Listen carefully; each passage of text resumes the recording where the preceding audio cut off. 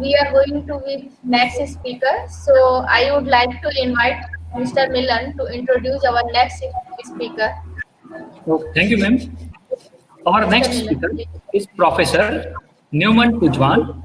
Newman Pujwan is a professor of supply chain engineering at the Department of Industrial Engineering at Sepula November Institute of Technology, Indonesia. He received PhD in Management Science from Lancaster University, UK. He also holds Certified Supply Chain Professional from APICS, USA. His papers have appeared in many high-profile international journals, including the European Journal of Operation Research, International Journal of Production Economics, International Journal of Production Research, etc. He is currently the president of the Indonesian Supply Chain and Logistics Institute. He is the editor-in-chief of Operations and Supply Chain Management and also in the editorial board of few other international journals. He will be giving a talk on some contribution on modeling lot sizing inventory problems. We have a great opportunity to listen to this very interesting talk by Professor Pujwan. Over to Professor Pujwan. Okay, thank you. Let me share my slide first.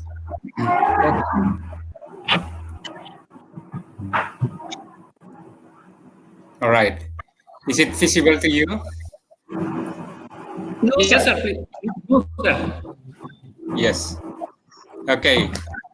Well, first of all, I would like to thank Professor Shah and all the organizer of this virtual conference on inventory modeling. Yes, I would like to share my work on lot sizing models. I have been working in this area for quite a long time. So some of the result that I'm presenting here is not really very much recent, but I'm trying to actually bring all together many of the different aspects of lot sizing problems in inventory. So I'm not focusing on only one aspect of inventory. I'm not going to be very much detailed on one aspect, but instead it is just like a summary of different works that I have been doing since quite some time ago.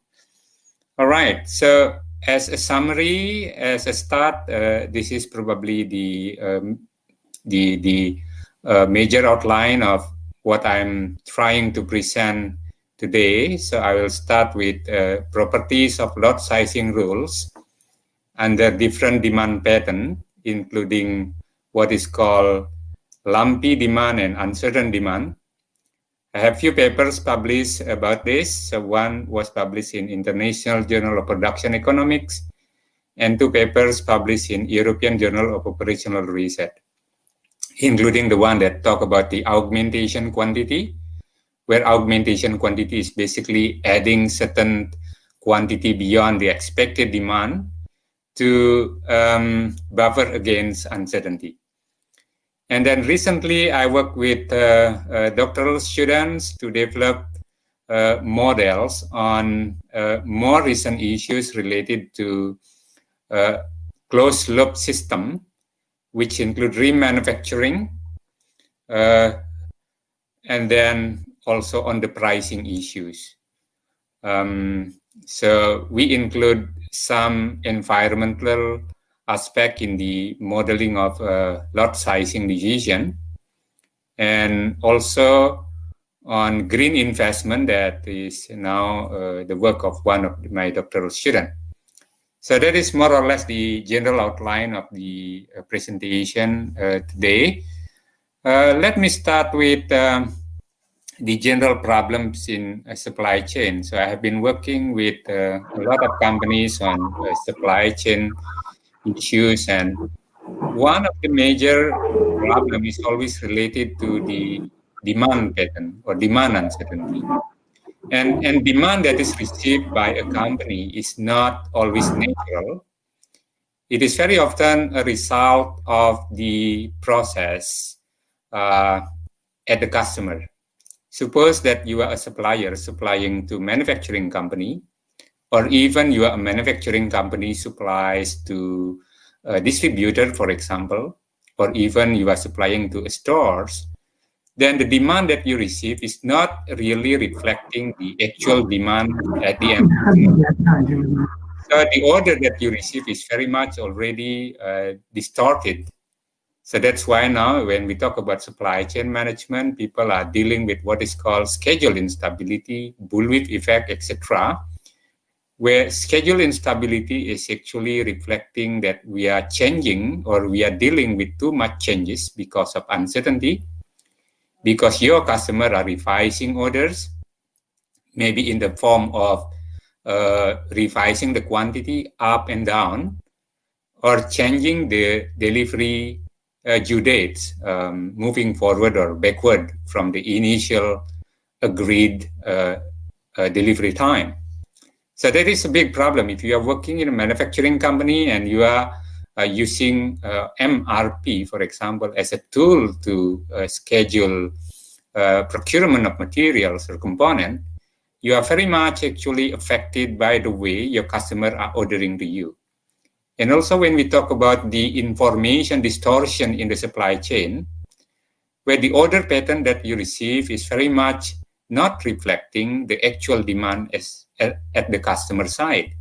So that the demand that you receive is very much already distorted because probably of the motives to achieve the economies of scale. So you are ordering more than the actual demand, or maybe because your forecast is not accurate. Yeah. Much of these are related to the way of planning, scheduling, and ordering pattern in any members of the supply chain.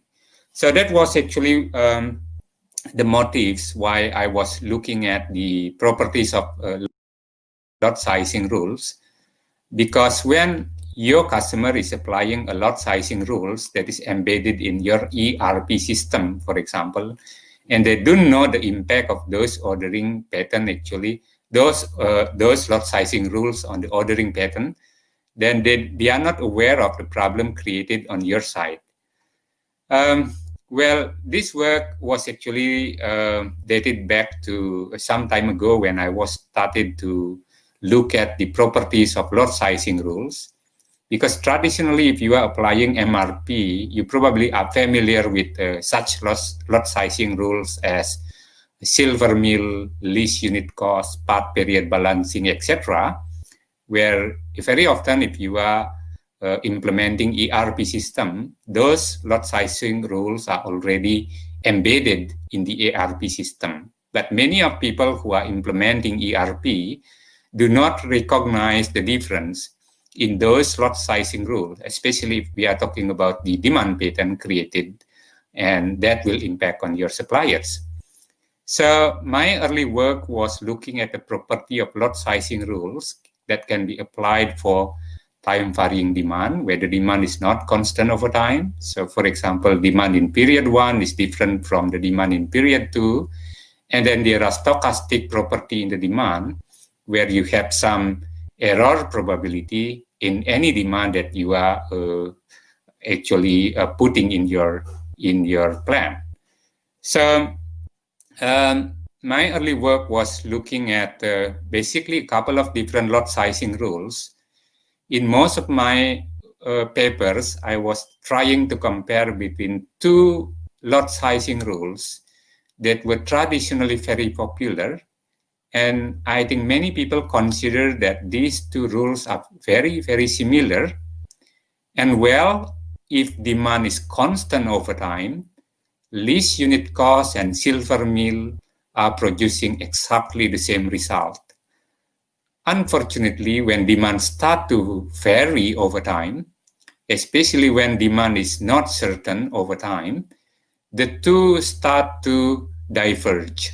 So the properties that are shown by lease unit cost and silver mill are significantly different. So I was trying actually to explore how different are these two lot sizing rules when you are dealing with unstable demand, when the demand from one period to the other is not constant, is not the same, especially if uncertainty present in your demand forecast. Yeah. Um, so I was looking at the what is called time between order or different ordering cycle, and also in terms of order quantity. So order cycle or time between order represent what is the average interval between orders. So the more certain the interval between orders, the better it is from the perspective of the supplier. So if I have a supplier with very unstable order cycle, so sometimes the interval is only 1 week, sometimes interval is 2 weeks, and sometimes interval is only 3 days, then to me as a supplier, that will create a big problem. So I'm trying to look at those two different lot sizing rules and try to find out which one is actually creating a more stable demand or more stable orders in terms of both order cycle as well as order quantity. Just a little bit reminder, probably some of you are not familiar with silver meal rule and least unit cost rule. So these two are actually very, very simple actually. We are trying to find what is the number of the number of period that we will cover in one order. Yeah. Let's say that I have at the bottom part of my slide now, I have a demand for 8 periods. So in period 1, the demand is 200 and then followed by 50 and then 350 and 200. Suppose that we are making decision to order in period 1, the option is to include only demand in period 1, where in that case your order will be 200, or probably cover also period 2, where in that case your order will be 250, or probably cover more than that, so your order will be just the sum up of the demand in the periods where you will cover in one order. Now the silver meal is trying to find the best order quantity by minimizing total cost per period. So when you are ordering in period 1, for sure there is an order cost at the beginning. And if you include the demand in period 2, then you need to carry inventory of 50 at the end of period 1. So there will be a holding cost of 50 unit of demand for one period. And then you divide by 2 because you're covering 2 periods. If covering 1 period is more expensive than covering 2 periods, meaning that the cost per period of covering 2 periods is lower, then you keep moving up to cover 3 periods until at some point you start observing the increase in the cost per period. Then you stop there, meaning you already achieve the local optimum, because this is a heuristic procedure. It is providing you a local optimum. So that is silver meal. Now, least unit cost is very similar, except you are looking at cost per unit rather than cost per period. So the denominator here is not the number of periods that you will cover in one order, but rather the quantity of the demand that you will include in one order. So that's why average cost in period 2 is divided by quantity that include demand in period 1 and period 2, while if you're covering 3 period, you divide it by QT, which is the total demand of period 1, 2, and 3.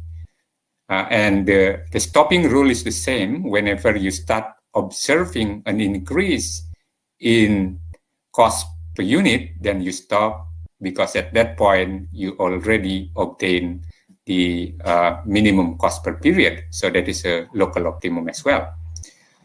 There are a lot of questions related to the current problem in supply chain management, because when, for example, you are working in a manufacturing company, you are planning for purchasing component or materials, very often you are dealing with what is called lumpy demand. Most of the lot sizing rules initially was designed to deal with quite stable demand, which is happening every period. But what is happening if your demand is lumpy? If your demand is not coming every period, there are a lot of demand with zero demand. So that was one of the work that I did. I'll show you in a minute. That is the first one. Now, how about the demand? If the demand is time varying, it is happening every period, but the quantity is not quite stable. Yeah, as I mentioned earlier. Now, how if you are dealing with uncertainty? For example, if you say demand in period 3 is 350, that was your prediction in period 1. When you are moving to period 2, that number is already changing. So your decision in period 1 may be much lower or much higher than the quantity that you should have been when the new information is already coming in period 2. So in that case, probably you need a kind of buffering strategy, adding some what is called safety stock, but probably it's not really the same as the traditional safety stock that we have, but you need to adjust a little bit. So I also work on that. And then what is the optimum buffering strategy in that case? And then if you are looking more holistically, probably you need also to look at what is the impact of different order variability on the total cost at your supplier. So we are looking at the supply chain. So you are not looking at one stage in the supply chain, because the demand pattern that you create will impact on the total cost at your supplier. So that is the basic idea of most of my work that I'm trying to present here. So the first one is, how do you deal with lumpy demand? So lumpy demand, as I put in here, is demand where it is not happening every period. So for example, if you see here the first table that I show you, you have very idealistic demand where it is happening 200 units in every period. All lot sizing rules will work perfectly if you have that kind of demand. Unfortunately, it is very rare, maybe unrealistic actually, to assume that demand will have that kind of pattern. Most of the time, if you are looking at the demand of material, especially if you have a custom component like packaging, for example, rather than raw materials, you will observe the demand like the second table below there. Well, there are a lot of periods where you don't have any demand. And lumpy demand received by a supplier is arising because the buyer is using inventory ordering system or a deterministic lot sizing procedure in an ERP or MRP system, which lead to a decision not to order every period. I was publishing one paper on properties of lot sizing rules under lumpy demand in production economics quite a long time ago. And in that paper, actually, I was looking at what is called boundary value of order costs. So if the two lot sizing rules are actually performing exactly the same, making exactly the same decision, then the boundary order cost would be the same. What is the boundary order cost here? It is the magnitude of order costs that will make you to change from covering T period to T plus 1 period, or the magnitude of order costs that make you indifference between covering 3 period or 4 period, for example, if you are talking about 3 and 4 in this case. Yeah. So I was trying to analytically looking at the property of different lot sizing rules, and it was actually turned out to be very interesting result. We got very interesting result where people have been talking about lot sizing rules by using by using simulation, by using some other methodology, but none was actually trying to look at from the analytical perspective how they are actually different when you are dealing with lumpy demand. So we have lumpy demand here where P represent the period between demand. So when P is 3, then demand is occurring every 3 periods only. When P is 4, then demand is occurring every 4 periods only. Well, of course, when we are talking about analytical properties, we can only limit to some certain regular issues. Like in this case, we are looking at the constant time between demand and also equal demand quantity when it is happening. So, but it gives a lot of insight at the beginning. But in that paper, I also was trying to simulate if those numbers are actually changing randomly. That was the first one. Secondly, I published one paper in European Journal of Operational Research on the effect of lot sizing rules on order variability. So again, I was looking at the difference of the properties between least unit cost and silver mill method when you apply now not lumpy demand, but now you apply it. I apply it to uncertain demand. Well, demand is happening every period, but there is some level of uncertainty. So I was assuming that demand is following a normal distribution, and we were actually able to derive some of the analytical properties of the different lot sizing rules when demand is actually following normal distribution. And of course, if you are talking about normal distribution, then it implies that demand is not constant. It has some variability, which is represented by the standard deviation of the demand. Because this is a very important issue. Even though I published it quite some time ago, still I believe this is a major issue when you are managing a supply chain. So if your demand is having a large variability, it will be more costly for you to deal with that demand. So you probably don't really know why demand is getting uncertain or getting varied from time to time. And if you look at the ERP system that most companies are using, this is actually one of the sources that probably people do not really understand, that the different lot sizing rules that they are using are actually impacting on the order variability that you issue to your supplier. Yeah. So how did I compare the order variability? So I was looking at the 4 different performance or 4 different results here. One is in terms of the average order interval.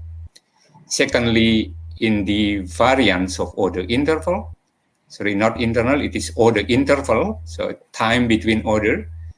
So if the average order interval is, let's say, 4, but the variant is 3, then meaning that the time between order is highly uncertain. Yeah. I also look at the order quantity in terms of the mean value or the average value as well as the variance. So we can look at from those 2 things. One is time between order or order cycle, and the second one is on the order quantity. How stable is your order interval, and how stable is your order quantity? Of course, if you are sitting at the point of supplier, you would really like to have an order from your customer that has stable order interval as well as stable order quantity from one order to the other. And actually, it is very interesting to observe, as I mentioned earlier, that we compare between silver mill and least unit cost that were performing exactly the same under constant demand. When we introduce a little bit of uncertainty in the demand, actually they turn out to be very, very different in terms of the ordering pattern. Yeah. So the black bar here representing the order pattern created by the silver mill rule, while the other one is created by the least unit cost rules. And we have been able to derive some of the analytical property of the lot sizing rules. I'm not going to be very much focused on the mathematical formulation here. So basically, you are differentiating between the planned order and the realized order. So at the beginning, probably you plan to cover 3 periods of demand. Because your demand is uncertain, maybe it is possible that actually you have to move forward your next order. So let's say in period 1, you are actually covering 3 period demand. So then by plan, you should have a new order in period 4. But because your demand is actually higher than what you predicted, you experience shortage at the end of period 3 if you keep your original plan. So now to avoid that kind of shortage, you have to move that order that was initially in period 4 to period 3.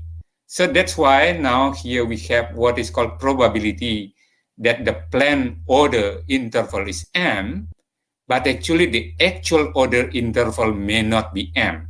Yeah, it is very likely that your order will be also M minus 1, meaning that you are moving forward for 1 period.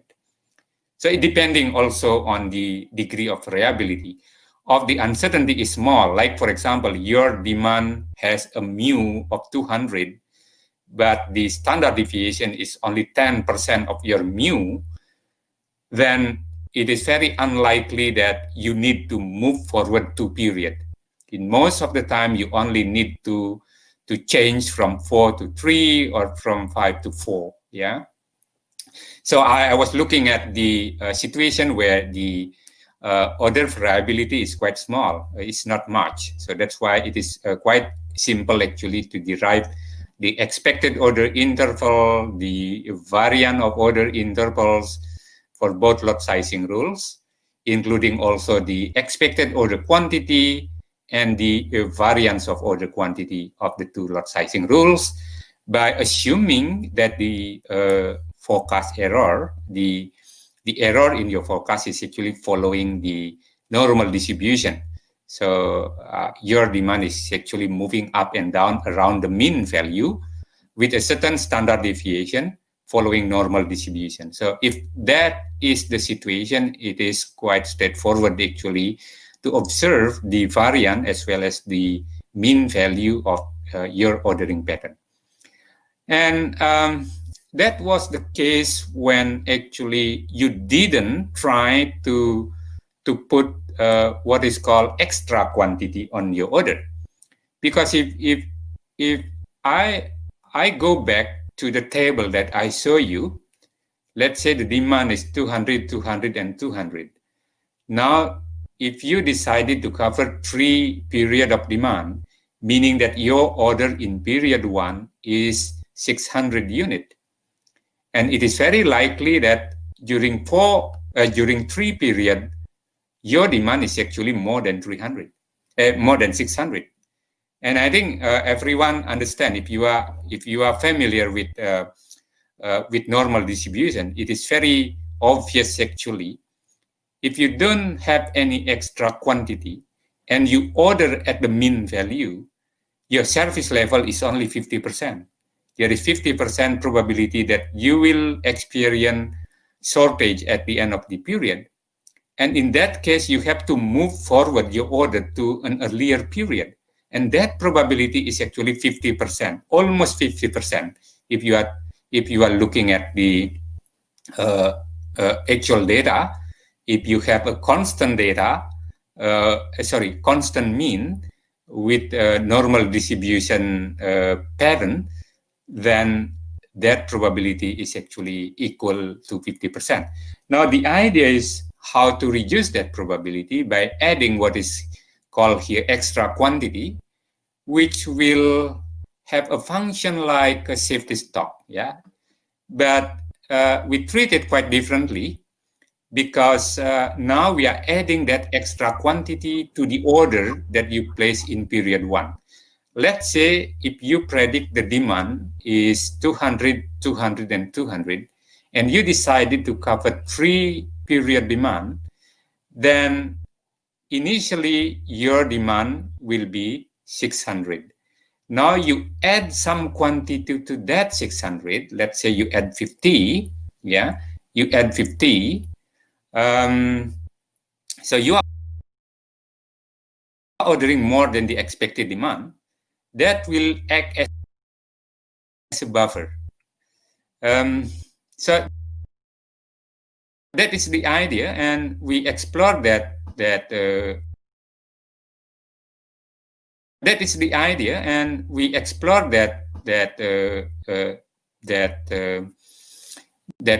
possibility, and we are trying to add different levels of buffering, and we have the result and also presented in that paper.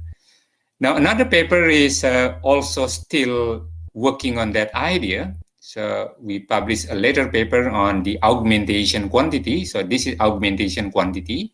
So the eta value here is actually the augmentation quantity.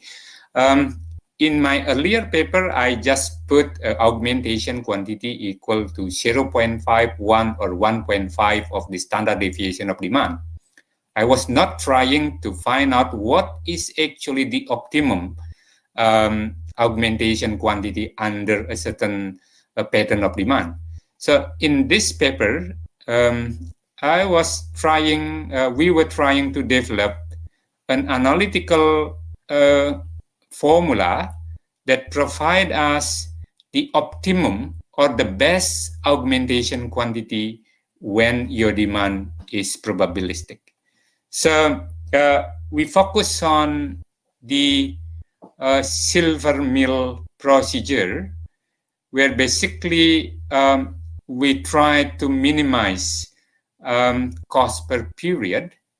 So because demand is uncertain, now the cost per period can only be obtained in terms of the expected value, not the exact value. Yeah, because then the number of period that you cover may not be constant or may not be deterministic, and that the number of period that you are covering also not deterministic. So that's why here we have expected total relevant cost per unit time is expected total relevant cost divided by the expected interval or time period that you are covering in one order. We transform the problem to what is known as order up to level decision, where probably many of you are familiar with small s, capital S inventory control policy, S inventory control policy, where the small s is actually like reorder point. So the point where you need to reorder, and the capital S will limit your order quantity to a certain maximum. So here we transform the ordering mechanism from an ordinary lot sizing rules that we use silver mill to an S inventory control model, where the capital S is actually represented by the first period demand plus the expected demand of a certain period from T to any T that we wish to cover, plus what is new here is the A, which is the augmentation quantity. So that is equal to eta at my earlier paper. And we try to use knowledge on conventional safety stock definition or safety stock formulation to that. So we are adding that quantity to the order, but we set it as a capital S, not as the order quantity. So which is quite different here between order quantity and maximum inventory that you can have. Because just a reminder, because some of you probably are not familiar with SS, when your inventory actually drops to small s or lower, what you need is actually to order to bring your inventory position back to capital S. So now your order quantity is actually equal to capital S minus the inventory that you have at the point you are ordering. So that is capital S minus I. So we developed two approximate procedure.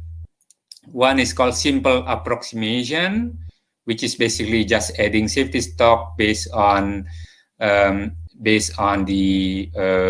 standard deviation of the demand forecast over a certain period of time.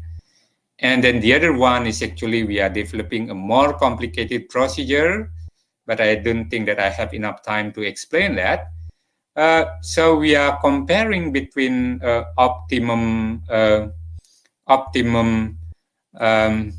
we are comparing the performance in terms of costs, in terms of total costs, both for simple procedures and the complex procedures. These two we are developing. And then as a benchmark is that we don't add any augmentation quantity. So M equal to 0 means you are not adding any augmentation quantity. So in that case, I think it is quite obvious from the table here, when you don't have any augmentation quantity, cost is always much higher than if you attempt to use any procedure that I propose here. And very often, actually, the two procedures that we are proposing is able to match the optimum cost. Yeah, so able to match the optimum cost. So we are very much satisfied with the performance of the two procedures that we were developing. So that was the quite early development of the lot sizing works that I carried out in my career as a researcher. Recently, as I mentioned at the beginning of my presentation, I worked with doctoral students on extending the issue of lot sizing decision on different aspects, more complex system, and addressing more recent issues like sustainability, a closed loop system, as well as pricing decision. So one of students that already finished was looking at a closed loop system where actually there is a remanufacturing activity here, where manufacturing company is producing the product and then selling it to the retailer is selling to the customer. And when the product is already no longer able to use, then there is a possibility to collect those used product for remanufacturing. So this manufacturer is actually doing both manufacturing a new product as well as remanufacturing the used product. And the issue here is to find the pricing decision. So the pricing decision, what would be the price that is optimum for the manufacturing company to give to the retailer, both for new and remanufacturing product? What would be the price that the retailer has to set for new as well as remanufacturing product, as well as the price in other relationship here? So we published already a couple of papers related to that one. So one is in operation research perspective that the model was applied to short life cycle product like a mobile phone, etc. So I think I don't have time to explain it, and that is mainly the work of my doctoral student. And I think if you are interested, the paper is available in Science Direct. But basically, the result from that model is that because we were looking at different relationship scenario, one is assuming that each party is working separately, independently, and the other scenario is where different parties are actually collaborating in finding the optimum pricing. So one of the results, which is not surprising, is that the profit under integrated model is higher, and none of the player is getting worse off by moving from the independent to joint profit model. That was one of the result. Secondly, the total demand is significantly higher under the integrated model. This is interesting because probably if you are offering lower price, demand will be higher, and every party in the supply chain are better off. And the last finding was that the lack of coordination in making the pricing decision has led the independent model to set high retail price. If you are setting too high retail price, that will make your demand is too small, meaning that probably potentially that will reduce the profit of each party. And another work was actually looking at the quality of the used product, because when you are collecting used product, not all of those collected used product are actually in a good quality, in a quality that is sufficient for remanufacturing. So one of the work was also published in Operation Research Perspective, was also dealing with closed loop supply chain when the yield is random and also the demand is random. And the last work now is actually, well, we have one paper with Professor Sa actually dealing with rework, disposal, and green investment issue. So that was also published in Operation Research Perspective very recently. And I think one of my doctoral students now is trying to look at if you have two alternative production systems. One is a regular production system, and the other one is green production system, where under green production system, probably the cost is higher because you need to invest more. But being green means that the emission is lower. So if we are not just looking at the cost perspective, but also looking at the environmental issue, this is a non-straightforward decision. So you have to consider both emission as well as total cost. So I think that's basically the work that I'm trying to share with you. And I hope some of you probably get some insight on developing the models for your doctoral student or for your study in the future. Thank you very much.